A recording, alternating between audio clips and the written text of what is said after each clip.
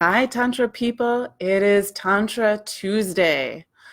I'm Heidi Lepke with Shemaya Tantra here to discuss my favorite topic, Tantra, which is a non dual philosophy and vast body of practices that include every single aspect of life into a spiritual practice.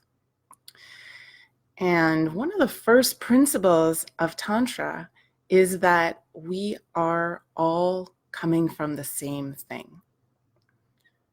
Everything comes from the same thing, whether you want to call that thing the divine or source or God or the void, whatever you want to call that, we all come from that. And so it's kind of a fractal way of thinking about the universe, that there's this one shape, this one thing, this one being, or this one energy, and everything is a part of that. Everything's a different aspect of that. So when you're walking down the street and you see another person, you can look at them and think, yeah, there you are, another aspect of the divine. And the cool thing about all these different fractals of the divine, I'm going to go with the divine for today, but you can sub in any word you want. You can sub in energy or consciousness or source. I said you can sub in whatever. It's like that isness that kind of weaves under everything and is the source of everything. All right, so back to the example. You're walking down the street and you can look at that person as the divine. And you can also think about how each one of us is looking at things from a different perspective. So this is kind of silly, but if you were to imagine that you were the divine looking down at this whole world, this whole universe, you could look through the eyes of every single person and you could see this world from an infinite number of perspectives. And that sounds kind of cool to me, right? Infinite number of perspectives that you could see the world through. And that's what I like to imagine, just talking about small things, we're getting into some big topics suddenly, but I like to imagine that's why we exist, is for the divine to have this full experience of itself, to maximize the experience of life.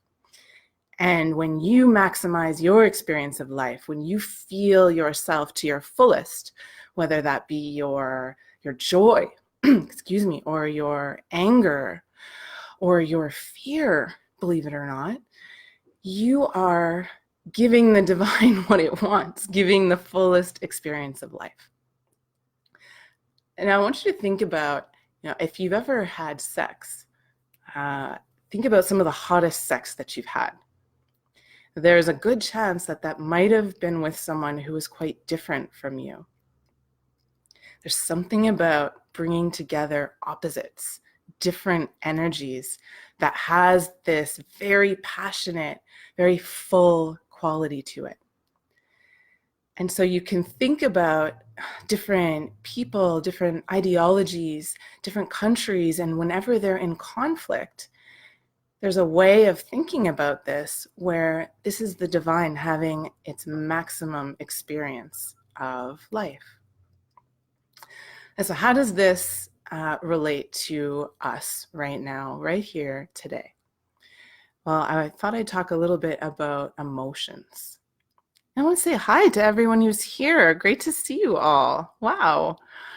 If anyone has a comment, I would love to hear from you. Some of you might have some perspective to add, so that would be great. So let's talk about emotions from a tantric perspective, because this is something that we're faced with every single day. And emotions are a part of this divine tapestry. They are as sacred as the next thing, whatever that emotion is. And you might have seen different Indian deities, gods and goddesses, who have this sort of fierceness about them. A couple of them look a little bit scary.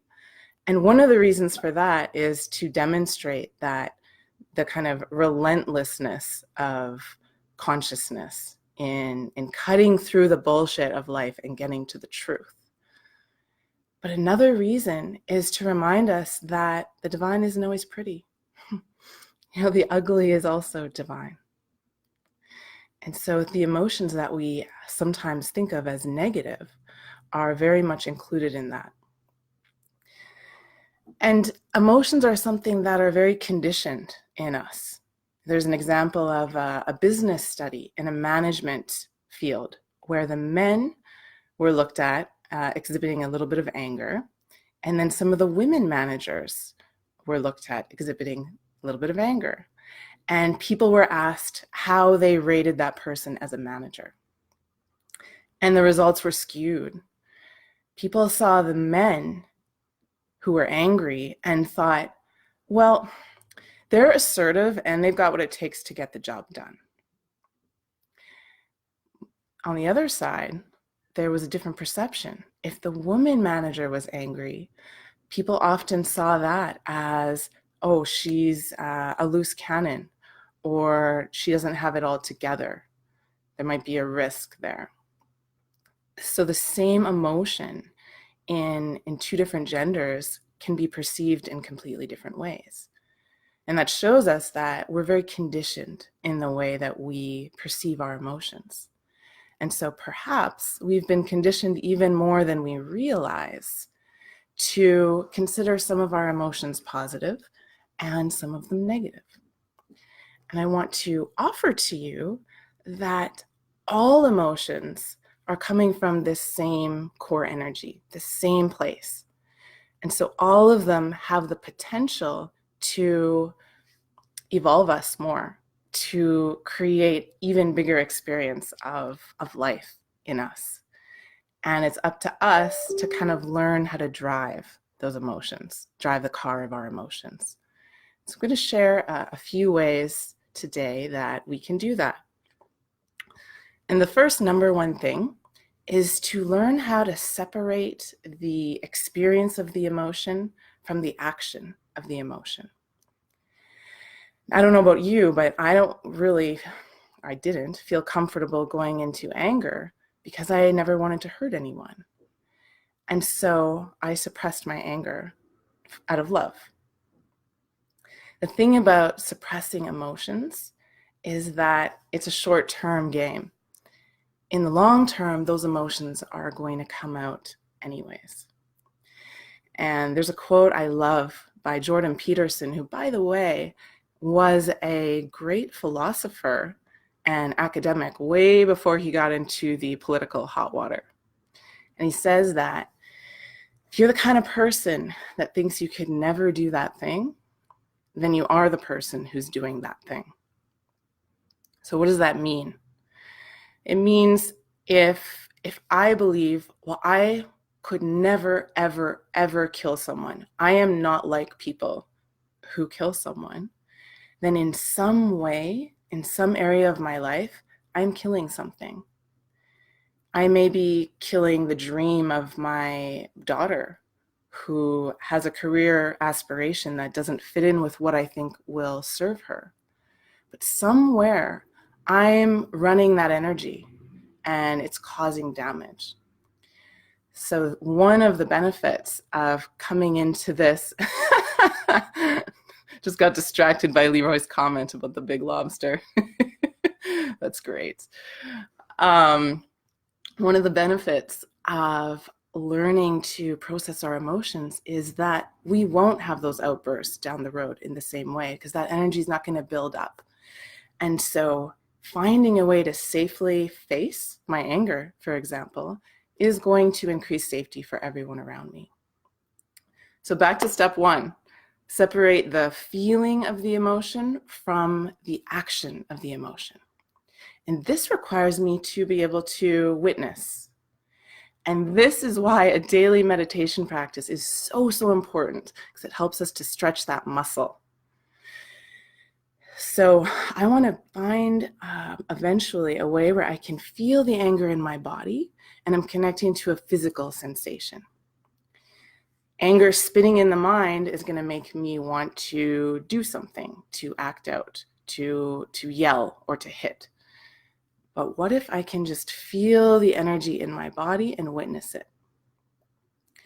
This is an advanced practice. So step 2 is a backup plan for when that doesn't work, because it's not always going to work. Sometimes the anger comes up and it just wants to erupt.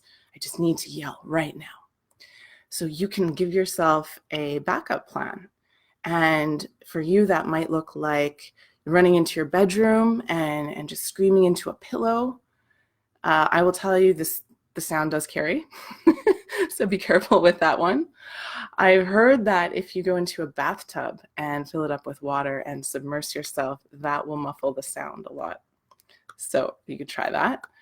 If you've got a car and access to it, you can just run out into your car. As soon as you feel that erupting and you know, like, okay, this valve is going to blow, and you can run out to your car and just sit there and let whatever sound, whatever movement needs to come out in that space where you won't be hurting someone with it. So find your own first aid kit for when a strong emotion comes. Find a way that you can let it out if it's overtaking you, where you're not going to hurt someone. And that way you can create safety, both for yourself and for the people around you. The third point is to have compassion for yourself. If you are someone who's big on personal development, it's likely that you're hard on yourself. I know I am. And so realize that these are universal qualities. These emotions are the divine flowing through all of us, flowing through every situation. And if you get jealous, then it's okay. You're human. You know, when I judge myself for that, I like to kind of jokingly ask, well, who do I think I am? You know, do I think I am better than everyone else, that I'm above feeling jealousy? No.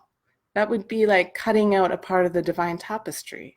It's all part of that picture of wholeness. The question is, what do I do with that jealousy? And so again, coming back to trying to just feel that in my body. Because the thing about emotions and integrating them, this is so, so important. It has to be done through the body. So you can process your emotion through your mind as much as you want. But the clincher, the final frontier of feeling that emotion is integrated, and now you're driving the emotion instead of it driving you, is processing it through the body. So keep practicing feeling that in your body. Move your body when you feel that emotion, and see if you can change your perspective. When you're thinking thoughts of anger, see if you can check in and find, well, where in my body do I feel this? And does my stomach clench up? How do my toes feel when I'm angry? How do my calves feel when I'm angry? You can go through a whole body scan and check in with each part of your body, which will start to invite that emotion down into the body where it can be fully processed. In Tantra, the body is the final frontier of divinity. It's the one place where divinity is fully, fully manifest and fully, fully expressed. So it is such an important tool for us. All right. So anyone have a question before I leave us for the evening? I hope that so you have some fun practicing this and that you set yourself up with a first aid emotional kit so that you can feel safe going into some of these emotions. Oh, and I will say, I mentioned briefly, but one of the great things that you can do with emotions once you learn to feel them in your body is to be able to transmute them, because they're all coming from that one place. They're all energy, actually. They all have the similar energy that runs beneath the meaning that we've assigned. And so if you start to become really comfortable in holding the energy of anger in your body, for example, you can transmute that into whatever energy you want, because at the essence, it's the same thing. So you can transmute that into the passion of love. You can transmute that into creating an incredible workshop if you're a teacher. You can transmute that into creating an incredible dance or painting if you're an artist, or just being extremely present in your body for a conversation at work. There's nothing more alive than an emotion that's fully allowed to be in your body. Thanks so much for being here, everyone. I wish you a beautiful night, and I will see you next Tuesday.